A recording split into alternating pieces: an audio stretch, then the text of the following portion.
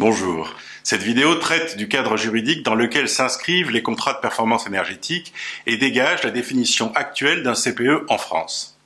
Le cadre juridique d'abord. Ce cadre est formé à la fois par des textes européens et par des textes français. Il demeure cependant, et c'est très heureux, un cadre réduit qui laisse donc une place large au contrat, c'est-à-dire à la volonté des parties.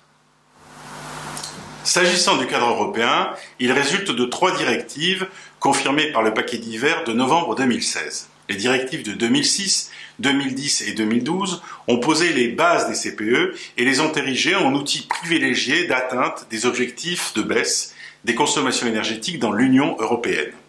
Le paquet hiver 2016 est un ensemble de mesures présentées par la Commission européenne pour approfondir et rendre prioritaire l'accélération de l'efficacité énergétique dans les États membres.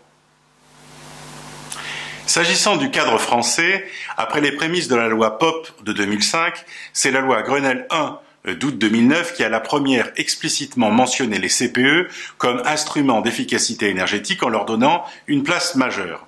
La loi Grenelle 2 en 2010, puis la loi de transition énergétique pour une croissance verte en 2015, amplifient cet élan et confirment la définition des CPE.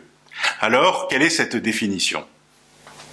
Ainsi que je l'avais écrit dans mon rapport à la ministre en mars 2011, constitue un CPE tout contrat conclu entre le maître d'ouvrage d'un bâtiment et une société de services d'efficacité énergétique visant à garantir, par rapport à une situation de référence contractuelle, une diminution des consommations énergétiques du bâtiment ou d'un parc de bâtiments, vérifiée et mesurée dans la durée par un investissement dans des travaux, des fournitures ou des services. Reprenons ces 6 éléments constitutifs d'un CPE. Premier élément, les parties au contrat. D'un côté, le maître d'ouvrage, c'est-à-dire le propriétaire ou l'occupant, le locataire ou l'utilisateur du bâtiment, qui peuvent signer un CPE dans les limites des prérogatives de leur titre sur l'immeuble. De l'autre côté, une société de services d'efficacité énergétique qui s'engage et qui peut relever indifféremment de la filière du bâtiment, du génie climatique ou plus largement des services à l'énergie. Deuxième élément, la garantie de performance énergétique. C'est le cœur du CPE. Garantir en droit implique de réparer l'intégralité des préjudices résultant du non-respect d'une obligation contractuelle.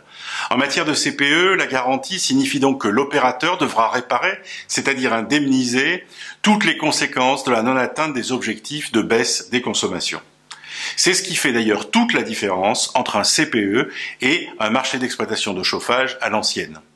Ce mécanisme de garantie fait l'objet d'une vidéo spécifique.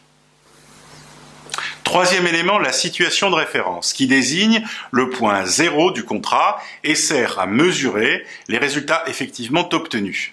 Cette vérification recourra au même protocole méthodologique que celui utilisé pour établir la situation de référence initiale.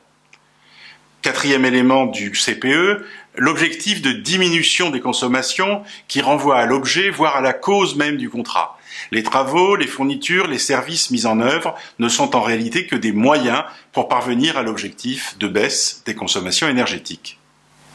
Cinquième élément, le CPE peut porter sur un ou plusieurs bâtiments existants, c'est-à-dire qu'au sens strict, un contrat de performance énergétique ne porte pas sur des immeubles neufs, puisque les textes mentionnent une amélioration des performances énergétiques, c'est-à-dire un avant et un après le CPE. Enfin, sixième et dernier élément, constitué par l'idée qu'un CPE suppose un investissement susceptible d'être porté soit par l'une des 2 parties au contrat, soit par un tiers, dans le cadre d'une opération de tiers financement qui fait l'objet d'une vidéo spécifique. En définitive et en guise de conclusion, je voudrais vous dire que les CPE sont des contrats dont les parties définissent très librement les contours et la teneur.